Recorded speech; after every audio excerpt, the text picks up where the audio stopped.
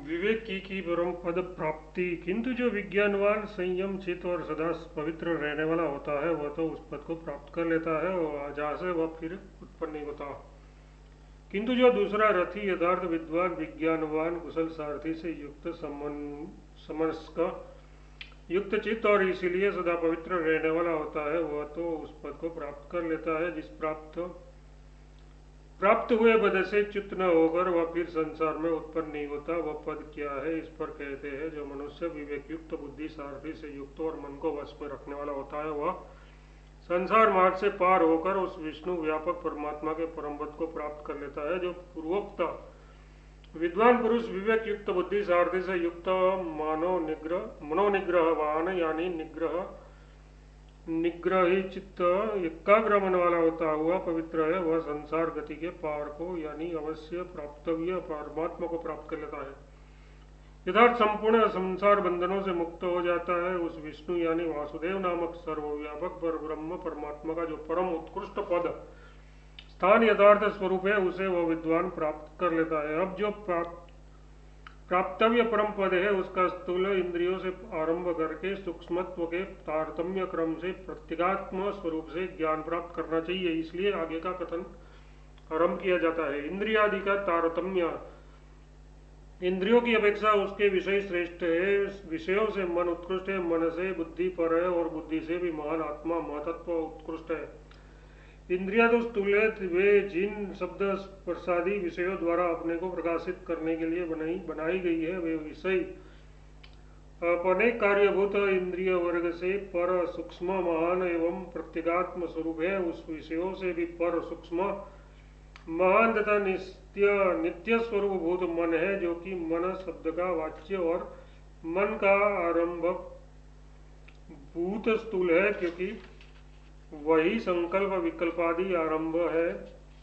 मन से भी पर सूक्ष्मतर महत्तर एवं प्रत्यगात्म भूत बुद्धि शब्दवाच्य अध्यवसायदि का आरंभक भूत स्थूल है। उस बुद्धि से भी संपूर्ण प्राणियों की बुद्धि का प्रत्यगात्म भूत होने से आत्मा महान है, क्योंकि वह सबसे बड़ा है। यथार्थ अव्यक्त से जो सबसे पहले उत्पन्न हुआ हिरण्यगर्भ तत्व है, जो महान आत्मा ज्ञान शक्ति और क्रिया शक्ति से संपन्न होने के कारण बोधात्मक है, वह बुद्धि से भी पर है ऐसा कहा जाता है। मतत्व से अव्यक्त मतलब मूल प्रकृति पर है और अव्यक्त से भी परम पद, अव्यक्त से भी पुरुष पर है, पुरुष से भी पर और कुछ नहीं है। वह सूक्ष्मतम की पराकाष्ठ मतलब हद है, वह परा मतलब उत्कृष्ट गति है। महत्व से भी पर सूक्ष्मतर प्रत्यगात्म स्वरूप और सबसे महान अव्यक्त है, जो संपूर्ण जगत का बीजभूत अव्यक्त नाम रूपों की सत्ता स्वरूप संपूर्ण कार्यकारण शक्ति का समाहार अव्यक्त अव्यक्त संपूर्ण गतियों के संसारियों की पर उत्कृष्ट गति है।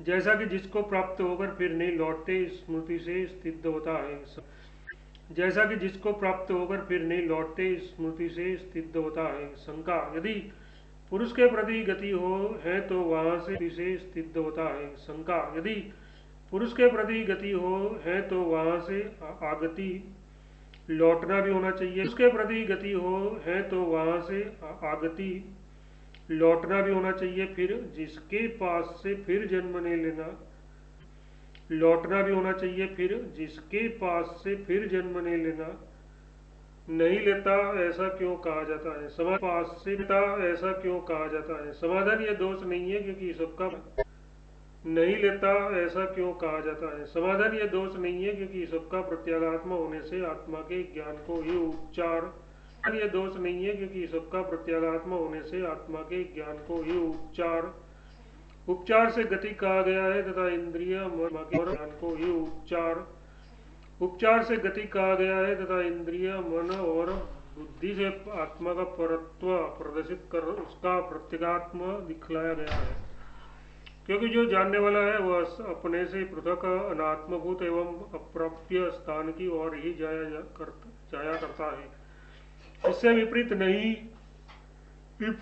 विपरीत अपनी ही और नहीं आता जाता। इस विषय में संसार मार्ग से पार होने की इच्छा वाले पुरुष मार्ग रहित होते हैं इत्यादि श्रुति भी प्रमाण है तथा आगे की श्रुति भी पुरुष का सबका ही प्रत्यगात्म होना प्रदर्शित करती है। आत्मा सूक्ष्म बुद्धि ग्राह्य है।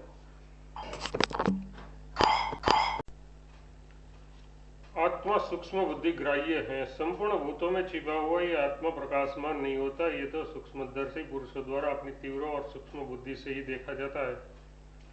ये पुरुष ब्रह्मा से लेकर स्तब्ध पर्यंत संपूर्ण भूतों में गो यानी छिपा हुआ दर्शन श्रवण आदि कर्म करने वाला तथा अविद्या यानी माया से आच्छादित है। अतः सबका अंतरात्म स्वरूप होने के कारण आत्मा किसी के प्रति प्रकाशित नहीं होता। ओह, माया बड़ी ही गंभीर, दुर्गम और विचित्र है, जिससे कि ये संसार के सभी जीव वस्तुतः परमात्म स्वरूप होने पर भी शास्त्रों और आचार्य द्वारा वैसा बोध कराए जाने पर मैं परमात्मा हूँ इस तत्व को ग्रहण नहीं करते, बल्कि जो देव और इंद्रिय आदि संधान घटादि के समान अपने दृश्य है, उन्हें किसी के न कहने पर भी मैं इसका पुत्र हूँ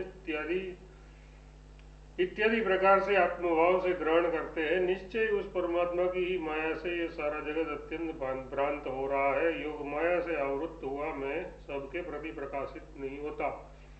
ऐसी ही यह स्तुति भी है। शंका, किंतु उसे जानकर पुरुष शोक नहीं करता। ये वह गूढ़ आत्मा प्रकाशित मतलब ज्ञात नहीं होता, वह तो विपरीत ही कहा गया है। समाधान, ऐसी बात नहीं है। आत्मा अशुद्ध बुद्धि पुरुष के लिए अविज्ञेय है, इसलिए वह ये कहा गया है कि वह प्रकाशित नहीं होता। ये वह तो संस्कार युक्त और तीक्ष्ण जो किसी पैनी नौक के समान सूक्ष्म हो, जो ऐसी एकाग्रता से युक्त और सूक्ष्म वस्तु के निरीक्षण में लगी हुई तीव्र बुद्धि से ही दिखलाई देता है।